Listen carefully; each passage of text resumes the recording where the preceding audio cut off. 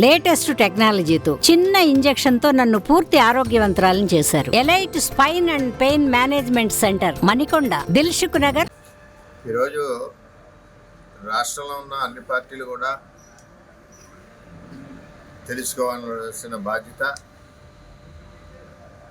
అదేవిధంగా నడుచుకోవాల్సిన అవసరం కూడా ఉంది. పిఠాపురం వైఎస్ఆర్సీపీ నాయకురాలు వంగా గీత నుండి అక్కడ ఇన్ఛార్జెస్ మిథున్ రెడ్డి, పద్మనాభం గారు, ఇంకా పెద్దలందరూ ఉన్నారు. వీరందరూ కూడా జగన్మోహన్ రెడ్డితో సహా మందు మీద, అవినీతి సొమ్ము మీద ఆధారపడ్డారు. సుమారు దగ్గర 2 కోట్ల మందు పిఠాపురాన్ని దొరకడం జరిగింది. అదే నిదర్శనం. అంటే వైఎస్ఆర్సీపీ ఎలక్షన్ చేయాలన్న నినాదం జగన్మోహన్ రెడ్డి గారిది ఒక మందు డబ్బు ఉంటే అయిపోతుంది, దానికి తిరుగులేదని ఒక ఆలోచనతో వైఎస్ఆర్సీపీ పార్టీ పనిచేస్తాం. వేళ పవన్ కళ్యాణ్ గారు ఆయన కష్టార్జితం, సినిమాలు చేసుకునే సంపాదన, వేరే సంపాదన ఆయనకి లేదు. అదే జగన్మోహన్ రెడ్డి గారికి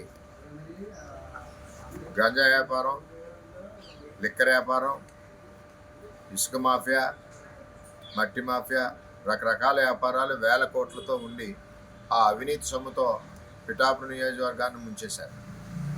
అలాగే లిక్కర్తో ముంచేశారు.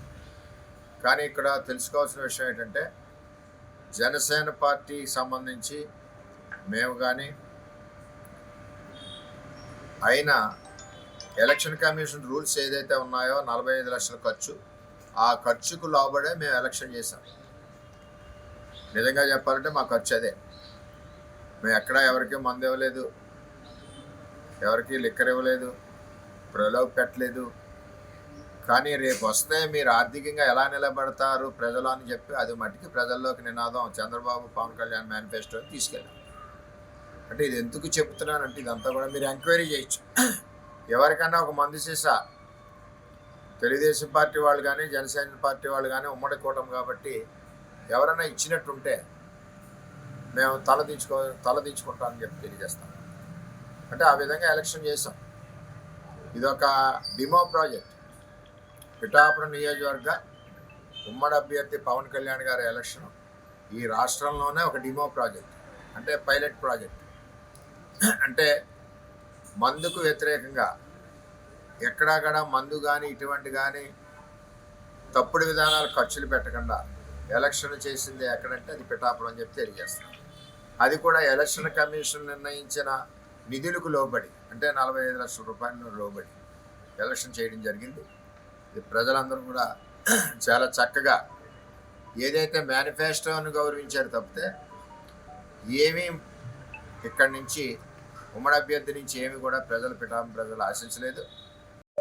ఈ లైన్లో వెళ్ళి పరిస్థితి ఈ విధంగా పిఠాపురం ఎలక్షన్ మేము చేసాం. అంచేత ప్రలోభాలకి లొంగ తీసుకోకుండా, ప్రలోభాలకి మనం చెప్పకుండా, మన మేనిఫెస్టో రేపు చేసి విధానాలు చెప్పి, రేపు ఆర్థికంగా ప్రజలు ఎలాగ నిలబెడతారో చెప్పి, చంద్రబాబు నాయుడు గారు, పవన్ కళ్యాణ్ గారు రాష్ట్ర వ్యాప్తంగా ఇచ్చిన మేనిఫెస్టోని కిందకి చెప్పి ఈరోజు పిఠాపురం పవన్ కళ్యాణ్ గారి ఎలక్షన్ నా చేతుల మీదుగా మేము ముందుండి నడిపించాం. కాబట్టి అందరం కలిసి జనసేన పార్టీ అవనండి, బీజేపీ పార్టీ అవనండి, ఈ విధంగా ప్రలోభాలు పెట్టకుండా, ఒక్క చుక్క మద్యం ఇవ్వకుండా ప్రభుత్వం నిర్ణయించిన విధానంలోనే పిఠాపురం ఎలక్షన్ జరిగిందని చెప్పి ఈరోజు రాష్ట్ర ప్రజలందరికీ కూడా తెలియజేస్తా ఉన్నాను. రాబోయే రోజుల్లో ఇదే విధానాన్ని రాష్ట్రం అంతా కూడా రేపు అవలంబించి ముందుకు నడిపించవలసిన ఆవశ్యకత కూడా ఉందని చెప్పి తెలియజేస్తూ, పవన్ కళ్యాణ్ గారికి ఈ రాష్ట్రంలోనే అందరికంటే ఎక్కువగా భారీ మెజార్టీతో నెంబర్ 1 స్థానంలో ఉండే విధంగా పనిచేస్తాం. అందరం కూడా